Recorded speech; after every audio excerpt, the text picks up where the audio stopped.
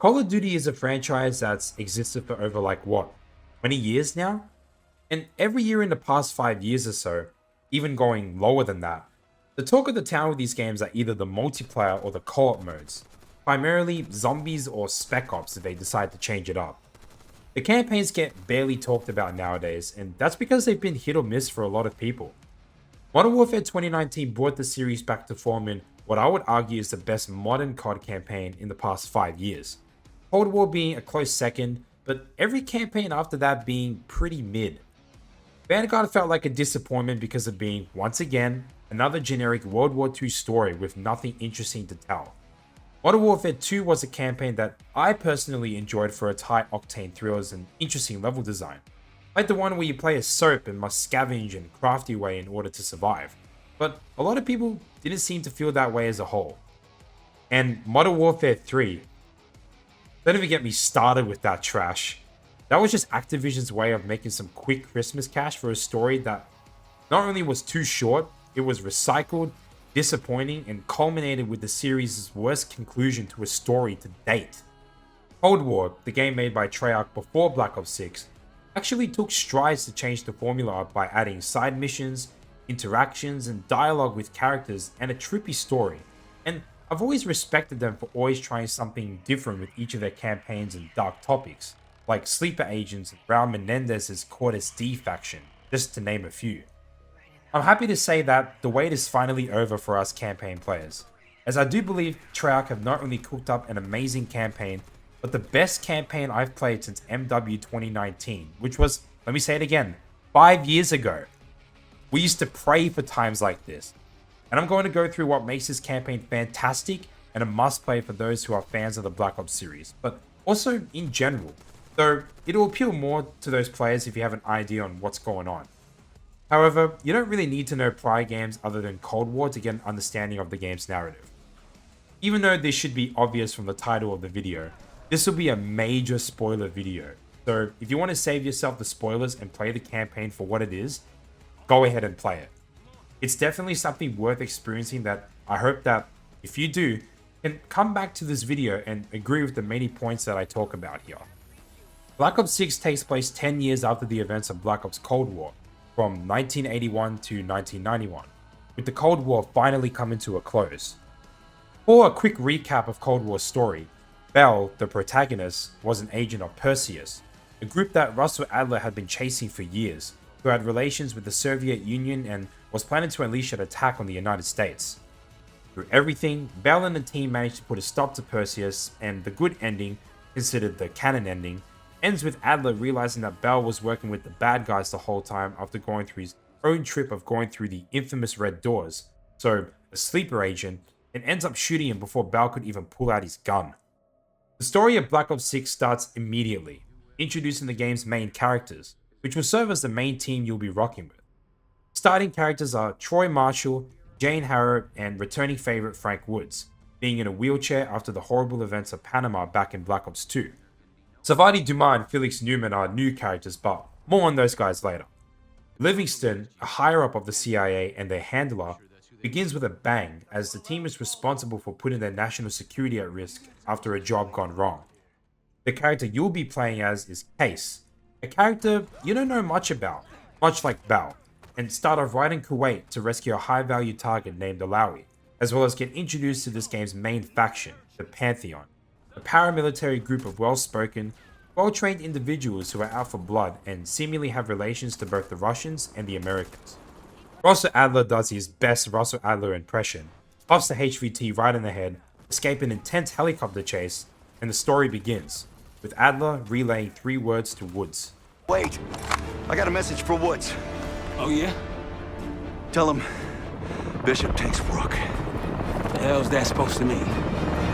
This introduces us to the hub or place you'll be staying in between missions, which was originally a KGB safe house Adler found back in 1968, but decided to use as his own base of operations before he went ghost on everyone. He now gives it to the team to begin our mission to take down the Pantheon by any means necessary. There's actually a lot more to this place than meets the eye, with secrets and things to discover, which I'll show a bit later as we continue on. Talking to Woods, he suggests that the house gets a makeover of sorts. By makeover, he means installing tools and equipment and robbing from the rich, as he puts it, which introduces you to the game's upgrade system. Adler left over some funds for the crew to spend, and used the money to buy 3 different stations: the weapons bench, the gear station, and the training range. I'm replaying the campaign on my main save as of right in this video, so I've already unlocked these, but you'll only be able to buy one at first. Each of these stations will give you access to numerous upgrades, giving you a variety of buffs and bonuses, such as more armor, decreased bullet flinch, faster reloading, and many more, all which are purchasable with cash. There's a few ways of getting cash: opening safes, killing elites or big enemies, and fighting in the world itself. This is something new for a COD campaign, and something that I welcome so much, as you progressively get stronger whilst playing through the campaign, but also comes at a cost to veteran COD players. It can make the game easier on higher difficulties, which, in the past, veteran difficulty has always become a shit show but punishing difficulty, rewarding patience, accuracy, and map knowledge if you're running it back. So it can be a bit disappointing for those that may want that punishing difficulty we've gotten in the past. I played the entire campaign from start to finish on hardened and only died a few times thanks to these upgrades, but it never took away from the overall experience. I do think that there was such a missed opportunity with these stations though. I noticed this the moment I went into the training range and realized that there aren't any guns on standby waiting for you to pick up or equipment to throw to shoot all the targets that are there. I would have loved to see some of these upgrades be earned naturally instead of relying on currency. So with the training range, you could do some quick shooting drills, go for a record, or aim for a value that if you earn that value, you'll get that associated upgrade, showing a form of natural progression where you're putting yourself to the test to earn something. Or with the weapons bench, test out new weapon builds and attachments that you've never tried. Although the game pretty much gives you starting weapons for every mission, but that being said, testing said attachments will give you special blueprints or upgrades. And for the gear bench, you could test out different pieces of equipment, like C4s or the satisfying homing knives, and maybe upgrade their power or buff them in some way after being proficient with them. The stations are more or less here just to exist for artificial upgrades, and Treyarch really missed an opportunity for players to earn things through their own skills on top of accumulating tons of cash. The evidence board is a one-stop chop shop for everything Black Ops 6 related, providing information on previous missions you did, as well as gathering new information on the missions you will embark on and any associated challenges, which you can complete for calling cards. There's also Dark Ops in the campaign too, as I managed to complete one of them without even realizing, so that was pretty cool. Another cool thing that Treyarch did as well, which I'll show more throughout the video, are these dialogue conversations you have with characters during certain points in the game.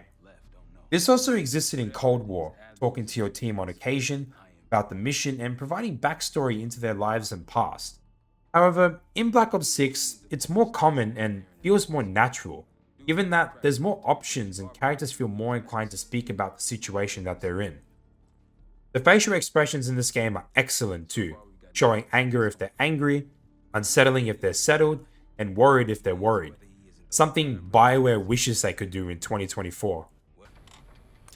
This place might have been fine for Adler, but for a team, I'm thinking overhaul. An armory, place to train, gear bench, not to mention anything else we might end up needing. There's that won't be free though. We don't have time to play Who's the Greyest Warden. You need to shut up and listen. The threat is real.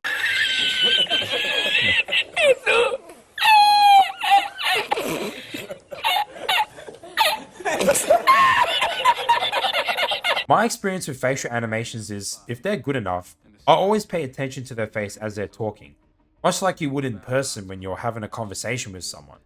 But one bad look, like lip syncing for instance, and I'm just turned off for the entire thing. Good thing subtitles exist. I never had this problem the entire way through, and I know I'm already gassing this game enough as it is, but I can't stress to you how much effort Treyarch really put in to make the game not only feel complete, but great to play at the same time. Even if MW 2019 was fire overall, that game had its share of problems and definitely wasn't complete, given its circumstances and the overall reception from launch.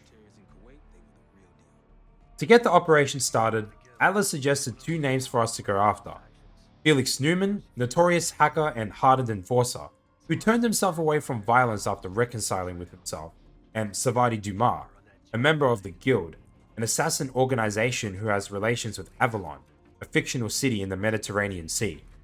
As Woods puts it in the mission briefing, trust has to be earned, and to get, we have to do something for her, taking out the leader of the Guild itself, Johan Asadi, whose reasons are unknown at this time.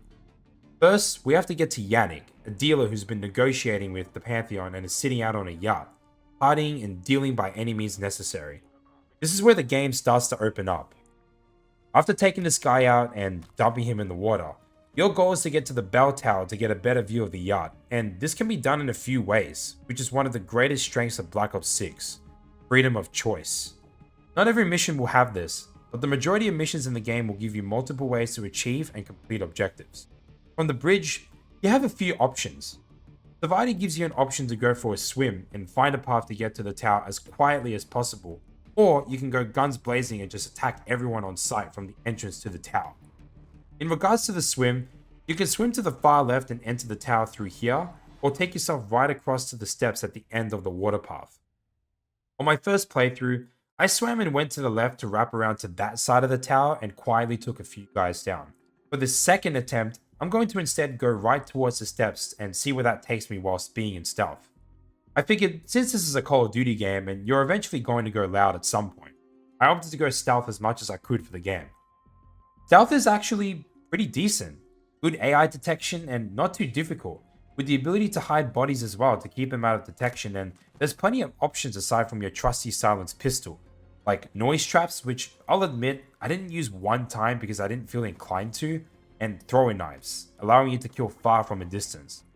Your first stash of money, if you will, is on this table here, and I've already opened the safe, but the way it works is you first find a radio signal which will appear on your screen, and you gotta follow its signal until it's strong enough, which you then tune the signal according to the frequency on the screen, and it'll broadcast 4 numbers, which you enter into the safe, and voila, cash and some extra goodies. There's one in each mission and goes a long way to earn all those Rook upgrades. You don't need to kill everyone if you don't want to, but I just went and did it anyway because it seemed like the proper approach. After obtaining the key to the bell tower and climbing your way up, pick up that sniper, find Yannick on the yacht, intercept their comms, and pop that man right in his head cap.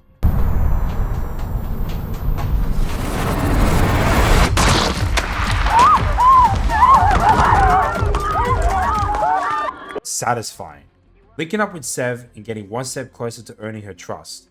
The Guild are now on high alert and are prompted to an important meeting at a chateau to negotiate with Pantheon, and as she exits, you can read her dossier, which I think she leaves on purpose to give Case multiple options to get into the building without being seen.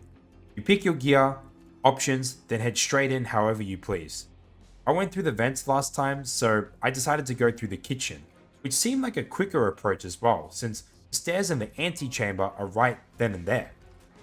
You hand yourself in, Sev takes you in and asks to play along, Pantheon recognizes you for whatever reason, and BAM! Headshots go off and the loud part of the mission begins, going after Johan and dealing with his enforcer. Playing through the game a second time and learning the Omni movement tech made me appreciate the campaign even more, just diving around and feeling like I'm in an action spy movie. It was sick. Chucking a throwing knife right in the enforcer's face, shooting Johan's car down, the job is finished, and Savadi joins the team.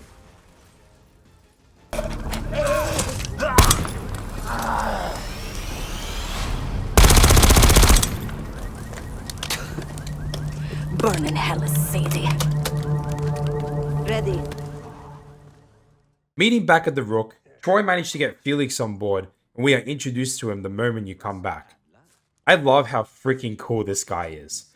His accent, the way he walks and talks, wearing gloves to symbolize the idea of not wanting to get his hands dirty, and the straight points in revealing to us where Adler is located, who's been taken into custody by the CIA in a DC black site below the Capitol building. I see. Well, it includes a small maximum security wing. That is where you'll find your prize. We need a game plan. Throughout the game, he slowly became my favorite character, as he opens up about his past and has some funny moments.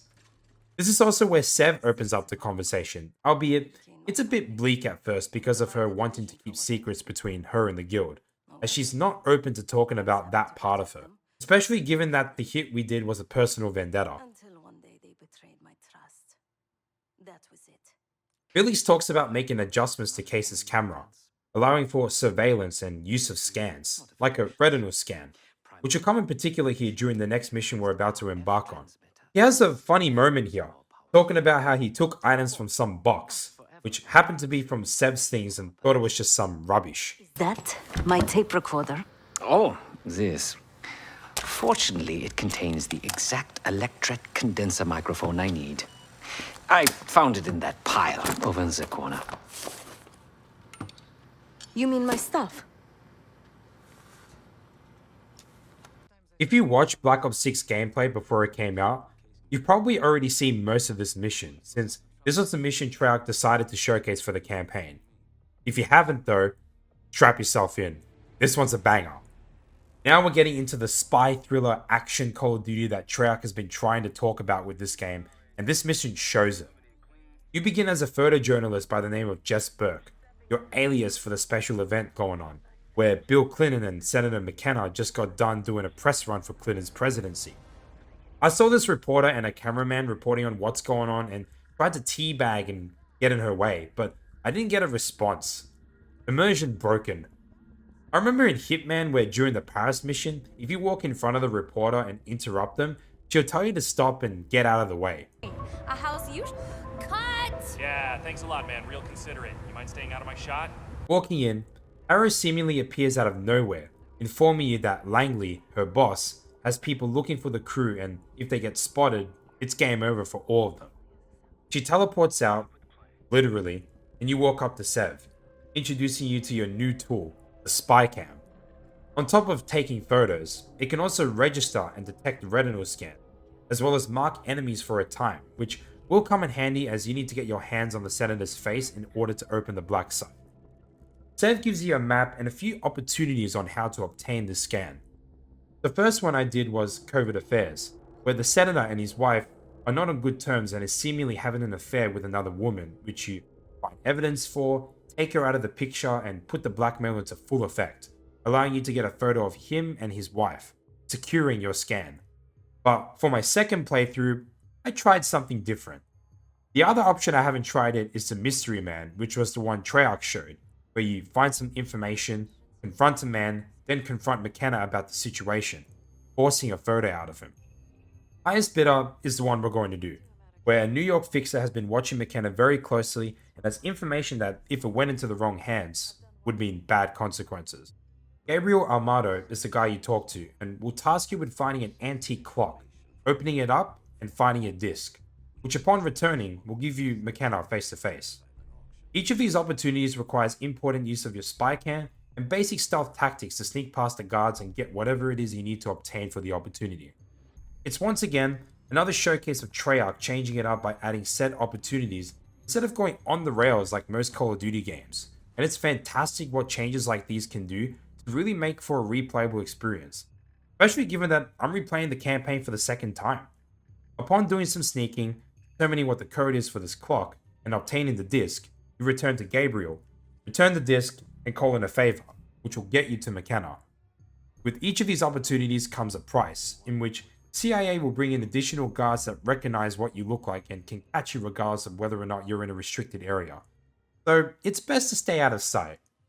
Making your way to the next destination, I had a goofy moment here where this guy should have caught me, but I must have just steered away from his cone line of sight, so he didn't go off. Walking past these clueless bogeys and into the room with McKenna, I took a nice photo of him for our retinal scan, and move onto the rooftop to make our way towards the black site, with these cops being in the way. Getting past these rent-a-cops, which, by the way, should all be fired for allowing me to pass by this easily, and putting our big boy suits on, we make our way to the black site, use the retinal scan to get in, and find that the black site's already been breached by Pantheon, killing everyone in sight and getting to Adler before us. You can go about the black site in two ways. Go into stealth and have Marshall on comms, identifying enemies and their positions, or go guns blazing and fight your way to Adler. I did this in stealth, and this is where I managed to get my first Dark Op, which is to navigate the black site without getting caught, which is easier said than done with the stealth tools given to you. I went guns blazing for this approach and charged all the way to Adler's cell, where it's locked, and popping the power box is the only way to open this next door. So open we did with our RCXD. Pop goes the Weasel, we continue blasting, and voila! We free Adler. Does his Adler impression once more, picks up his glasses and puts them on. This reminds me of something. I know where the number station is. It's a ship. I saw it a long time ago. The Rusalka. Where? Cuba. The game innovates once again, introducing the elite enemies, more powerful units that have armor and must be taken down before dealing damage to them. You sort of got introduced to that in Blood Feud, but in that mission, they just felt like more tanky units. In Most Wanted, they're dropping traps, and they have freaking miniguns.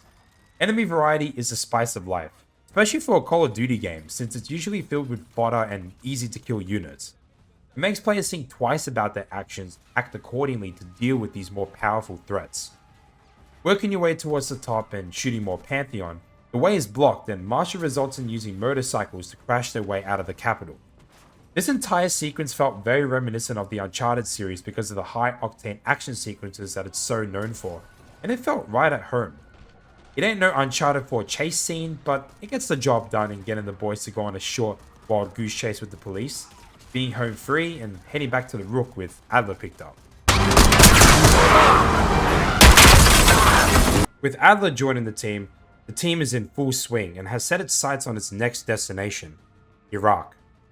More dialogue between the team opens up here as well, with Marshall not trusting Adler because of his previous actions and being the loose cannon that he is. It's stuff like this that just oozes character development, and I freaking love it, man. You don't have to trust me, Marshall. But it might be best if you do for you and your team. I'll be the judge of that. It feels like we're getting a roster of characters that we'll soon know and love if Treyarch decides to continue the story. Much like in the old Modern Warfare series, how we have our favorite characters like Price, Ghost, Soap, and Shepard, just to name a few. Case can approach Adler for some further insight into Pantheon and their intentions, as well as learning that they are just as dangerous as us, being able to calculate and predict our every move thanks to whoever in the CIA is feeding intel about our operations. This is also where you learn that the events of Panama were all bullshit and not caused by Adler, but instead Raul Menendez, a drug dealer who is the antagonist for the Black Ops 2 campaign if you played it.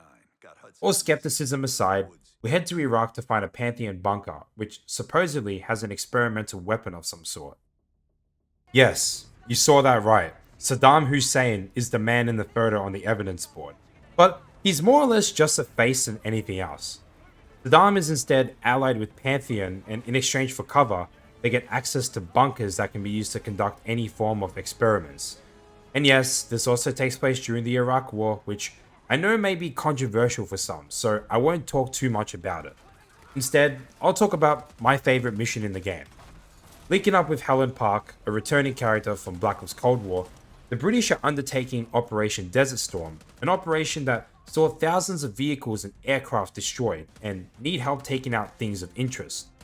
You start off by driving towards a layup, where they intend to build a base of operations, take it over, then begin the full mission. The British want to bomb the palace, but are willing to give you a short window upon getting there to grab what you need and get out. But Captain Gladney here isn't the nicest guy in the book. The main objective is to take out these scud turrets that will allow air support and vehicles to push safely into the palace. The game opens up immensely here. Park gives you a attack map, which turns this mission into a semi-open world of sorts, giving you points of interest on top of the scud turrets. You can learn more about some of these by speaking to Gladney before you leave. You pretty much hop into a vehicle and drive yourself around, either heading towards the scud turrets or going out of your way to explore these points of interest and giving yourself a boost. Upon talking to Gladney, should you choose to do so, he mentions SAM turrets, enemy encampments, and supplies marked by orange flares, all which will appear on the map. From here, you have the option to go anywhere you want and approach these objectives how you please. The first location you'll more than likely go to is the Delta Force chopper, which crashed and is now being overrun by Iraqi soldiers. which you defend and get access to one of the many toys this level offers, the Stealth Bomber. Using it to take out infantry and APCs, Bannon thanks you for your help and lets you keep it, allowing you to use it, with a cooldown of course. I say one of many tools because there are more streaks you can obtain, providing you go out of your way to complete those additional objectives. On top of the aforementioned options, you also have SAS Scouts, which give you a scan of whichever scud area you're going to, and I usually try to go stealth as much as I can, grabbing the suppressed sniper and disposing of enemies one by one. It's so satisfying to hear that sound effect whenever you pop someone in the head. Taking out enemy encampments will give you access to Pantheon boxes, which sport goods and audio logs detailing the experiments taking place in Iraq. One of them giving you a mortar strike, which is another streak. Finding supply boxes will give you more gear, and taking out SAM turrets will give you access to the chopper gunner, which the game lets you use the moment you get it to test the waters and defend the layup against an ambush. I love this freaking game. There's no wrong way of completing these objectives too, and you can just do whatever tickles your fancy. At one of the scud areas, I started off by sniping a few of the guards at the front, opened fire with my chopper gunner to soften them up, drive my first RCXD but that crashes into the water, drive the second one into the scud, detonate it, then clean up any stragglers. Another scenario could just be doing the entire area stealth and just picking everybody off with a sniper, or going guns blazing and making use of your aim and skills. There's just so much variety here, and I'm going to stress this again. Variety. It's something we don't see in Call of Duty often, and Treyarch continues to elevate with every mission so far, and we're only halfway through the campaign. On another note, the OST in this mission is a cat jam at best. It just captures the feel of Iraq and the setting so perfectly. Just listen to this.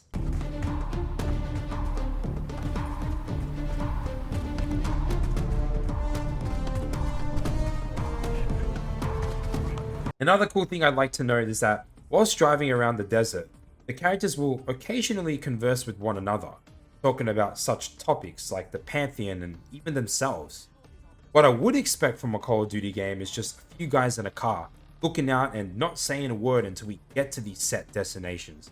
But they actually talk to each other, and it's great to hear that dynamic between these characters, especially Marshall and Adler, given that Adler did say beforehand that they'd get plenty of time in Iraq. So they're making up for that in conversation. It really adds to the overall experience of not only the team, but the game as well. After accomplishing your objectives and talking to Gladney, it's time to storm the palace, with a short cutscene before getting right into the action. I just want to say as well, I really love how Treyarch uses the cutscenes as a means of masking the loading screen, so the levels load in while the cutscene is going off, much like in older COD games. I noticed this by seeing not only my cursor pop up, but the telemetry pop up on the top left as well. Other modern CODs usually like to load the mission shortly after, though I'm not sure if MW3 did that or not. What makes this next part of the mission interesting is that all the gear and streaks you acquired from the desert can be used during this next mission, incentivizing players to go out of the way and complete those additional objectives prior. I pretty much pulled out my chopper gunner the first and now second time doing this after getting out of the vehicle. The OST in this level is also fantastic. Fighting through soldiers and making your way to the bunker, you'll get introduced to your next set of elite soldiers, Gas Daddies. All I'm saying is, don't step into that bloody gas or it's GG's. The effect lasts for so long that your only option is to keep shooting and hope that you can break their armor quickly enough for you to do a takedown on them. Blasting through the bunker and Marshall putting his hands to work. Really make you work for it, don't they?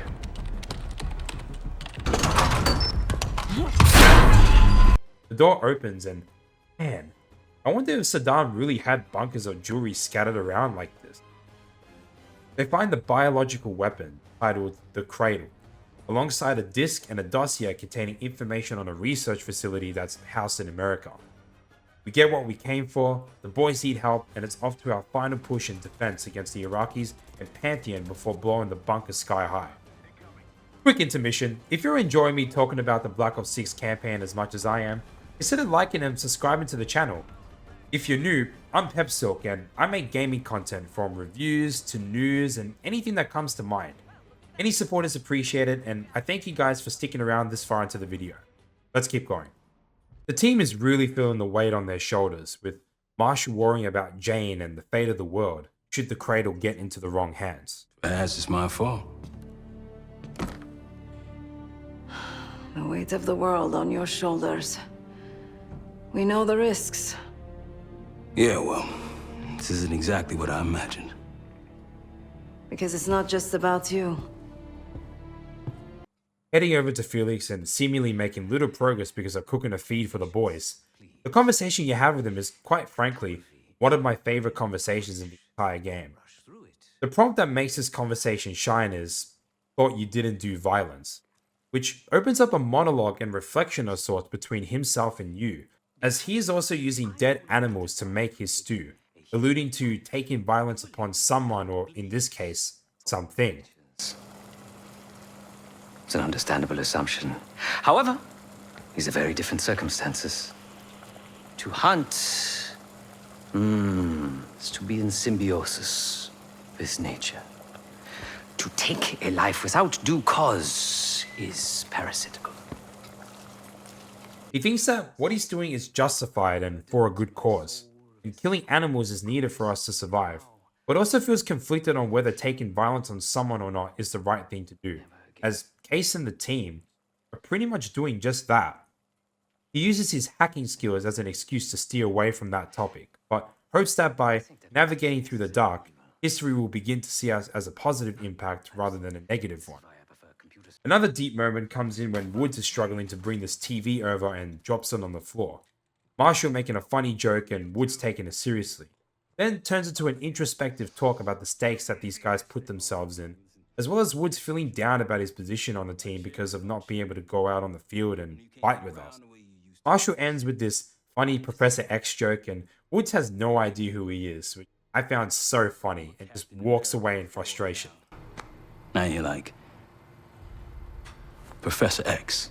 Who? Get out of my face, man. Now, the next mission is where Call of Duty gets wacky. Really wacky. Black Ops has always been known for going against the grain and covering dark and wild topics, as mentioned earlier, and Black Ops 6 is no exception. You learn of a facility in America called Advanced Technologies and Applications, a secret underground facility known for human experiments and biological developments, as Adler had worked there previously before, but for a brief period. Heading into the facility with Sev and Marshall, masks on due to the crazy amounts of radiation, the elevator breaks, you fall right down to the bottom and your mask breaks, leaving you fully exposed, but the radiation doesn't seem to kill you or negatively affect you. Instead, you become hallucinated, hearing screams and needing to find an item to pry the door open. You reach the facility, kill some zombies. Yep, I said it, zombies. A phone goes off, you pick it up, and a female voice in your head says, Hope you understand. Welcome back, Case. Shit pretty much hits the fan here and turns into a long fetch quest, as you have to find 4 keycards to open the director's elevator. And picking up this map will lead you into the yellow area, heading towards the ACR wing. No, not this ACR, the Advanced Combat Research Wing. The voice in your head continues to talk about how you were part of the Cradle program, funded by the Americans, and it's a program about creating super soldiers that possess special properties like no other human being. This is sort of like how Bell learns that he's an agent of Perseus in Black Ops Cold War, where it's like a self-contained story that you, the player, goes out of the way to learn more about, since little is known about him or Case in the beginning. Case happened to be the first and only clinical trial, as others after him failed and never made the cut.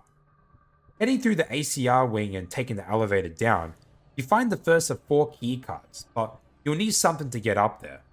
That's where the grappling hook comes in, capable of going long distances and bringing enemies to your face. The game sort of sets you up with some sentry turrets and equipment before getting this started, so it's best to do this first, as you'll get into your first fight with one of the 4 directors. Each of them are creatures that have different moves, nothing too complicated though. Now I'm talking about zombies in a freaking campaign. If you've played COD Zombies, you're going to feel right at home with the remainder of this mission, going to each of these colored areas, learning more about the curious case of Case, and getting rid of each of these directors. The green keycard is interesting, having to collect these documents and take it over to his office. Or you've got these scary mannequins that look like they came straight out of Nuketown that, when you look away, slowly creep up towards you. You can actually shoot them and some of them will splat blood, which, if so, you killed yourself a zombie, but the ones that don't splat blood are just scary, moving mannequins.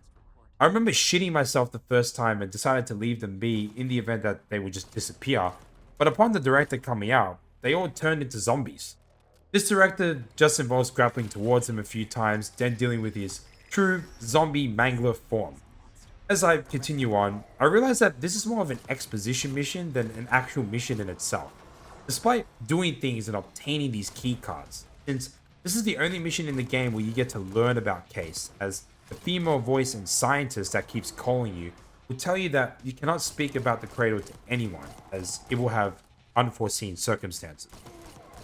Heading into the cognitive research wing, this bathysphere gave me massive Bioshock vibes, and you have to find a way to drain the water out. Activate 3 switches within a period of time, kill some zombies, and here comes your next Mangler director fight. The Joint Projects wing is similar but different, grabbing a keycard, but instead fighting a director that can mimic himself as other objects. Oh, and the 115 music playing in the background. If you know, you know.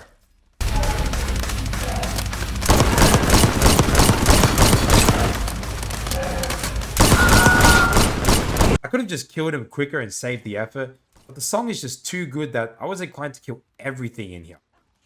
Finding the final keycard, you put all of the keycards into their appropriate slots, take that elevator, and head straight into Biotech, where the cradle was being made. You're now fighting the executive director, which, if this was a final boss for a zombie Easter egg or something, I'd be all in. His model looks amazing, and I wonder if he'll show up at some point in the zombies game mode. Everything about this just spits final boss. The endless zombie spawns, the room layout, the way he moves, his attacks, all fascinating and culminating in a final sequence where Case just went on some mad LSD trip and wakes up back to reality, with someone having visited the same facility and grabbed a container of the cradle before moving to someplace else. This must be the cradle. What is it? A hallucinogen? Seems so. Case, you were ready to tear us both apart. Never seen that look in your eyes before. Hope you don't see it again. So get the hell out of here.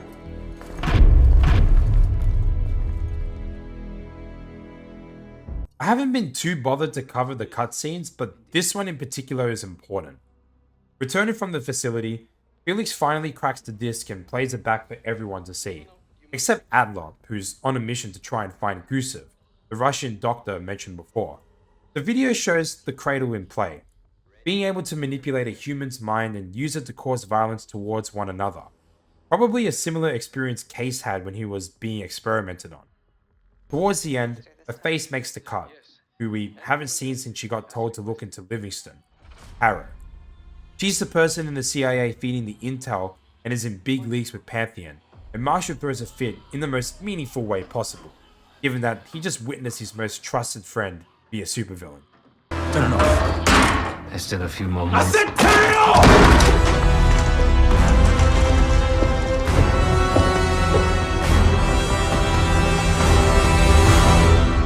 It returns to the present day. Ace is finally awake after his LSD trip, and Felix reveals from an isolated radio frequency, B-24, a wire from Fucina, which is said to be an alias from one of the gang factions in Avalon, the Lutazis. I'm starting to think that with all this Avalon talk, it's probably going to be the new Warzone map. Sev approaches Marshall and has a serious talk to him about what just happened, touching on a personal topic, betrayal, and Marshall not being able to come to terms with what just happened. I'd feel the same way too if I found out my best friend was working with the enemy. Pep talk right now. I am trying to tell you what you need to hear, not what you want to hear. And you think that this is what I need right now?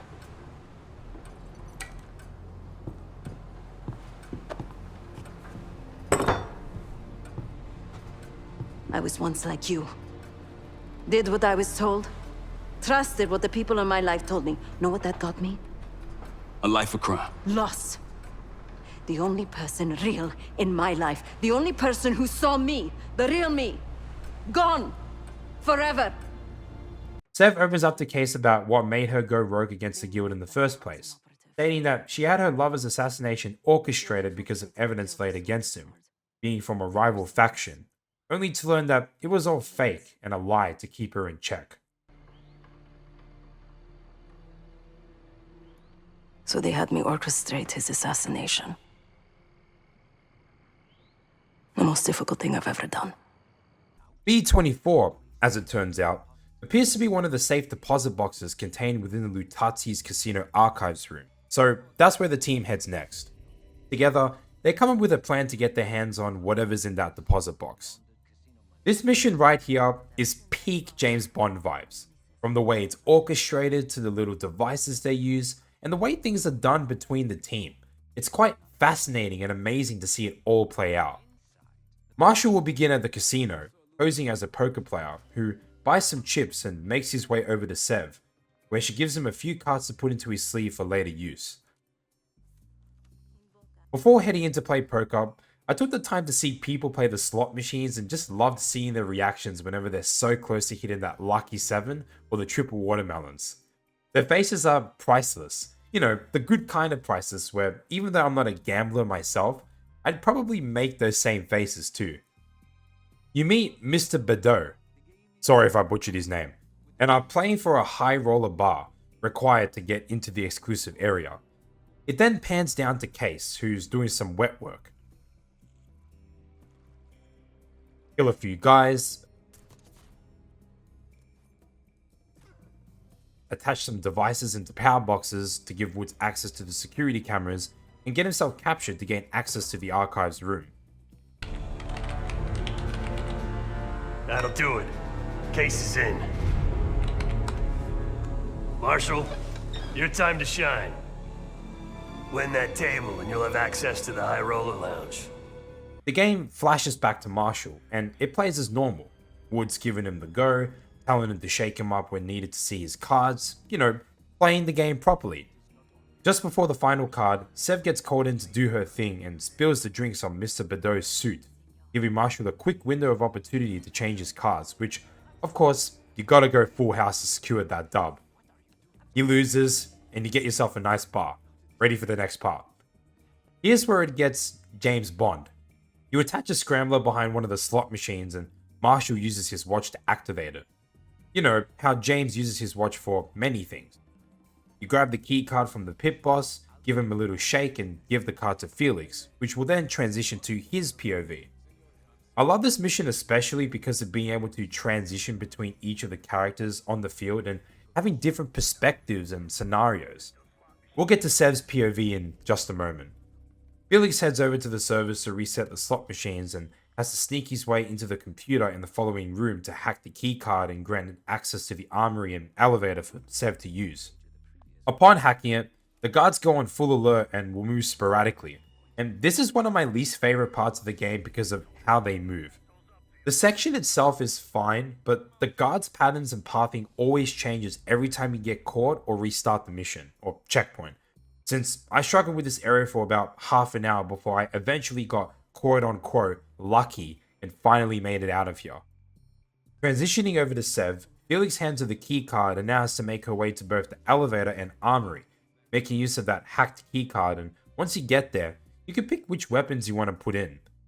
The first time I did it, I opted for a few assault rifles and this trusty sniper here, but there's a challenge where you have to defend the vault using only pistols, so I just grabbed all the pistols I could and stashed it in there. Felix gets massive character development, killing this Lutazi in cold blood by bumping his head repeatedly over the table. It stemmed as a result of the guy in the black suit being tortured by these guys prior and prompted him to punish someone for their actions. The loud part begins, defending the vault whilst Case is getting tortured down below, but wakes up locked and ready for violence. Payback the bitch. Felix opens up the archive room, you grab the dossier, and you make your escape, with Pantheon units showing up. I never tried to stim during my first playthrough, so I decided to give it a try and holy shit, it slows down time and lets you be max pain for a few seconds. Pretty badass. Imagine if it was like this in multiplayer. Kill some more guys down below in the sewers, unhook the boat, and back to the crib. Heading back to the Rook, the fellas are having drinks, but Adler ruins the moment so soon, with Pantheon being one step ahead of us, with Gusev having fled the lab and making his way to the Kuwaiti airport, which will be our next point of contact.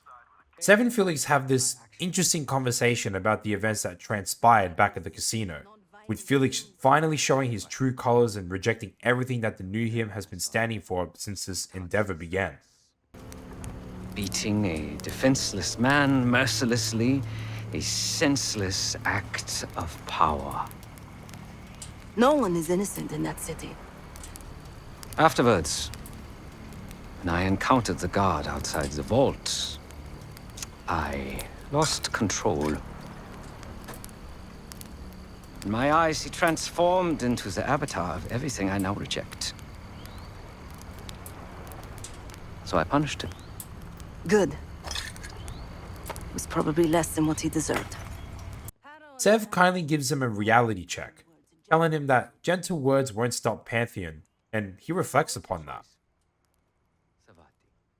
Not always. Another one of my favorite conversations from the game appears here, with Woods contemplating on what he's going to do once this operation is over, as he feels that he won't be able to go back to the same life that he once lived before. He then brings up Mason and his son, David, who he wants to be a father figure for, who happens to be the main protagonist for Black Ops 2. Whether we'll see that in another Black Ops game or not remains to be seen, but it's the fan service that matters, and that hit home for me. He's gonna amount to something someday. This is a reiteration of what I said before with the Rook having secrets, but one of the secrets that I actually discovered was this one in particular here, in the boiler room, where you have to adjust the valves to where there's enough temperature, and it makes a sound indicating that you've done it. There's I think 7 or more of these, but if you can find them all, you get an achievement and some cool stuff for doing it. You can also do these at any time as well. Heading back to Kuwait, Adler meets up with another returning character from Black Ops Cold War, Sims, who can get the team as close to Gusev as possible. It's so cool how both him and Park know how he functions as a person and a leader, because right as you land, Sim goes out of his way to tell you that Adler's on the hunt and expects you to follow the rules, which I thought was a nice touch. Running off of an airstrike and being pinned down by Iraqis, you take them out one by one, and I had a vehicle just glitch out and do backflips on itself like it was Tony Hawk or something. This mission is more or less balls to the walls, on the rail sort of stuff, as you run into more Pantheon units and slowly make your way towards the plane, where you'll be greeted with a minigun elite and 2 gas daddies. Nicely. I never picked up the minigun, so I decided to take it for a spin. It was fun to shoot all the chairs out and pop anyone that managed to be within the array of bullets. The plane turns out to be a fake and his actual plane is making a run for it, so we blitz through the tarmac, get ourselves a coalition tank, and blast our way all the way to the other side of the airfield, blasting the plane's wing and shutting it down. While short-lived, this tank section is sick. When did Call of Duty last have a tank section like this? He's taking off! Fire, Kate! Fuck that guy! Target hit! Plane is ground! You catch Gusev, put him through a lie detector test, and after some thoughtful interrogation, we learn that the crate was being distributed and produced in Vorkuta, a former Russian prison camp which, for all you Black Ops fans out there, is the same prison that Alex Mason was in with Reznov back in Black Ops 1. While ground control may have been a quick mission, this next mission more than makes up for it. You play as Sev, and the idea of this mission is to be a saboteur, taking out key points of interest and providing a means of getting your team in safely without any problems. Take this guy out, don the outfit, and let the games begin. This time, instead of being given a few choices, you're given a few options on how to tackle each of these points of interest.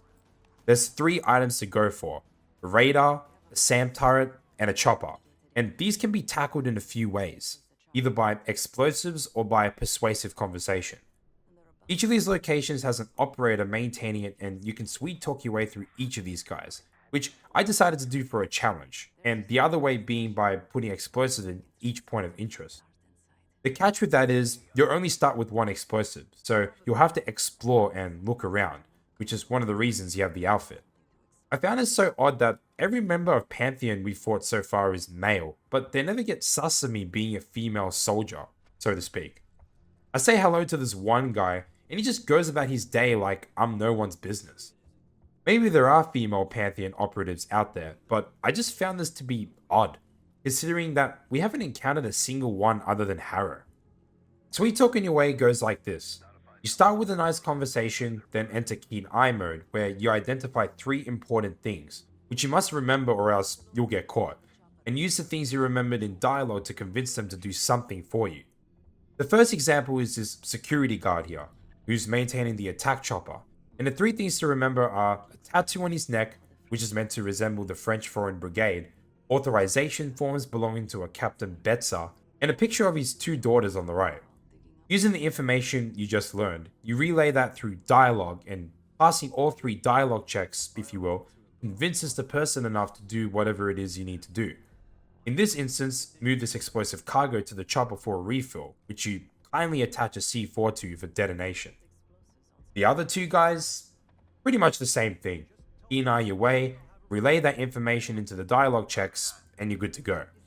I did the C4 way the first time and really enjoyed it, placing C4 in different spots and fiddling with the chopper's fuel supply by adding some water into the mix.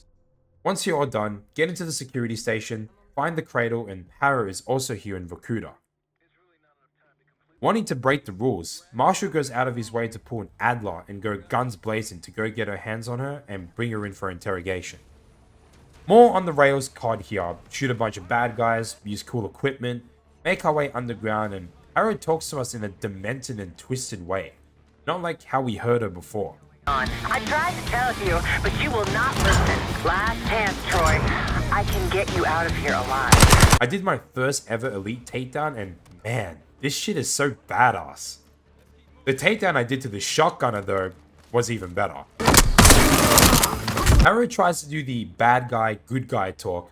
The team splits up and asks you to make your own choice on whether to turn away or join the course and make use of your cradle gift, which you kindly decline. The short conversation between you and Herb is nice because up until now, she's had little to no impact on the story whatsoever. So seeing how she sees things is an interesting perspective, one that will get elaborated on more in just a moment. After many failed attempts of interrogation, Felix informs us that she's got a tracker embedded into her forearm, indicating that Pantheon are probably on the way to snatch her up. Adler results in using something that is extremely dangerous, but very powerful, phenozorazine, a drug that fragments the person's psyche, something like schizophrenia, and tries to split the personalities in the hope that we can get something out of the user, in this case, Harrow. Pretty messed up stuff. Woods informs you that from here on out, it's a point of no return and you gotta commit to the game until it's done. So, one and done sitting, and for some reason I missed the part where they bring Harrow in and hit her with the injection. So, we'll just move on to the next mission. Harrow wakes up in an alternate universe of sorts, having no idea where she is, except that Marshall is talking to her and there's a house in front of her. This is the start of a very interesting mission, delving into the psyche and mind of Jane Harrow, trying to force her to reveal the location of where the bioweapon is. I love the concept of this mission for a few reasons. We get to learn more about Harrow, who we've barely known about up until this point, and the following sequences make it a sad but interesting experience into a past that you never thought you'd expect to see. The house in front of her is actually her parents' house, and upon entering and talking to the little child, it flashes back to a time which happens to be Jane at a young age. Her parents are being attacked by an unknown assailant, and Jane is asked to hide and remain quiet for as long as possible while they deal with the situation. It then goes back to her room, and upon looking at the mirror, the other or evil Harrow appears to try and keep her in check, instead of caving and listening to whatever Marshall tells him to say or do. The mirror then shatters, and now you gotta repair the mirror, which should hopefully get Harrow to come clean and reveal the cradle's location. This is a very walkthrough or walking simulator mission. Simple, not too complicated, and just something where you sort of take it all in and learn about Harrow's past while doing some, I would say, monotonous activities. The first of many is a scavenger hunt, consisting of finding 3 different things in order to reveal 3 numbers used to unlock the chest. A tea party, scout badges, and exam papers, each giving you a clue on how to get the number. They've also got to be put in a specific order, which is shown to you by the first note you see upon entering the area. This gives you your first mirror piece and brings you right back to their house, with Harrow, having not listened to her mom, opens the door and gets shot. Jay, no, go!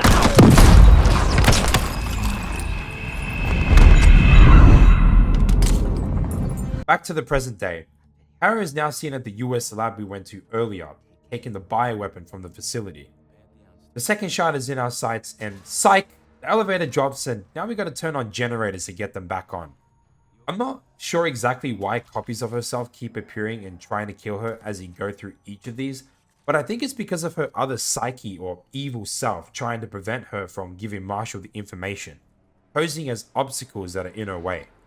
This becomes more apparent as we head towards the third shot. In order to proceed, Harrow has to re-experience her memories in full, and so back we go to where we see her father getting shot and beaten up, closing off with a fatal shot to the heart. Wait! Wait!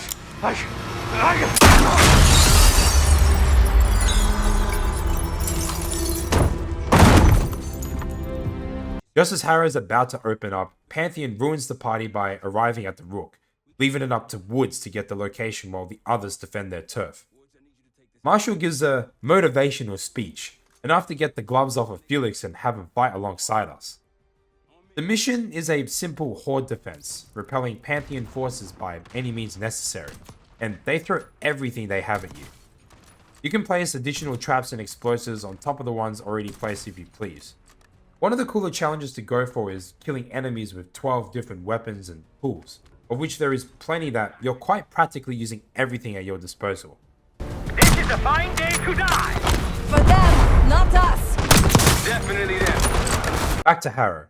She wanted to join the CIA to get closure and try to figure out the origins of her parents' deaths, since no investigation or information was given on their murders. So she used her position in the CIA to dig into top secret files and got nothing. Evil Harrow comes into play and kicks you away from the door, forcing you to fight your way back to your office. You head into your office, someone drops a special disc at your door, which the code name to unlock it is Pantheon, and is a file that's basically a kill order for both of her parents, who were considered dangerous. Turns out it was the CIA themselves who ordered the hit, and thus changed Harrow's perspective on how she views the CIA and the American government as a whole. She tries to pin it on Adler at first, but it ends up being a false story, having to rewind the same moment a few times to really pin down the voice. It's once again a way of evil Harrow trying to manipulate and steer her away from giving the information. Pantheon takes her in and shows her the ways in which the agency will change, should Harrow be under control. You think an organization as corrupt, as decadent as the CIA should pull the world strings in a new world order? We'll make sure that doesn't happen.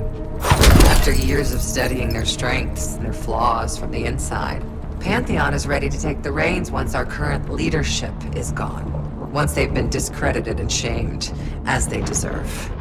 Having some sort of seizure, Harrow tries to fight Evil Harrow once again, basically just shooting a bunch of your clones over and over again, which is a pivotal moment for Harrow, finally fighting her own demon and taking it head first. Continuing to defend the Rook, I like how they're using the training range now, but just imagine what it could have been if we could actually shoot our weapons here and earn stuff. Using sentries, homing knives, and guns, they overwhelm the house from both sides, and Felix decides to big dick it and blow up the bridge from the first side that we were on, which I have nothing but respect for this man, given how calm and collected he's been this whole time as a pacifist. My man takes a shot in the leg, says fuck it, and blows up the bridge, staying alive in the process. What a Chad.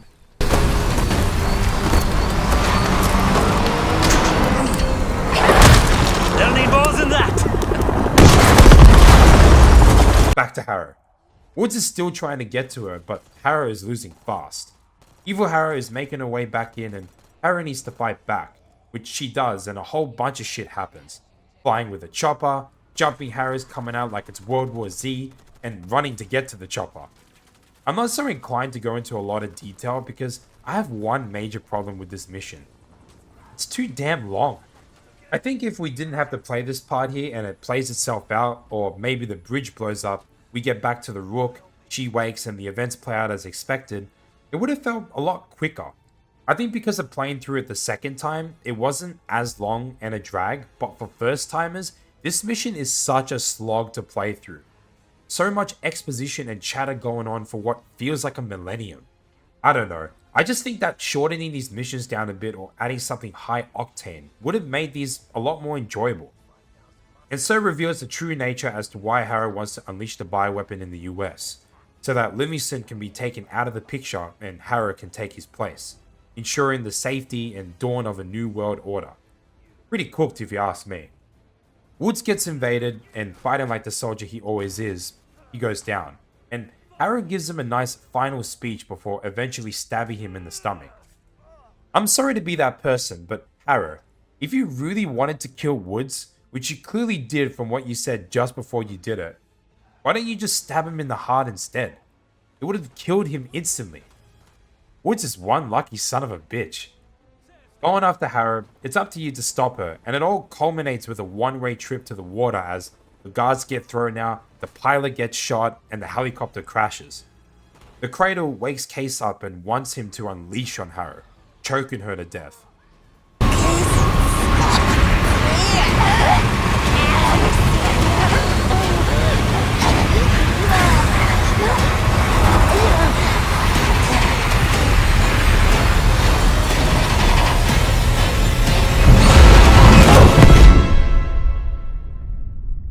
Case!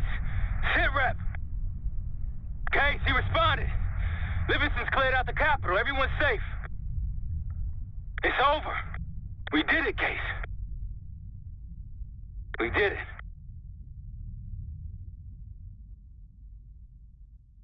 Unfortunately, the fate of both Case and Harrow are currently unknown, so it's all speculation right now. Speculation that I have no doubt will come true or false when Warzone goes online. The game ends with Livingston issuing apologies to the entire team, but informing them that they've been shunned from the CIA, but are allowed to work in the shadows, even though they've technically been doing that since the start. Livingston provides the goods, the crew does their thing, the world stays safe. Easy dubs all around. It ends with that guy that was shown at the very start of the game, presuming him to be the mole and the next antagonist, if you will, that will surely shape things up with Warzone over the next season or two.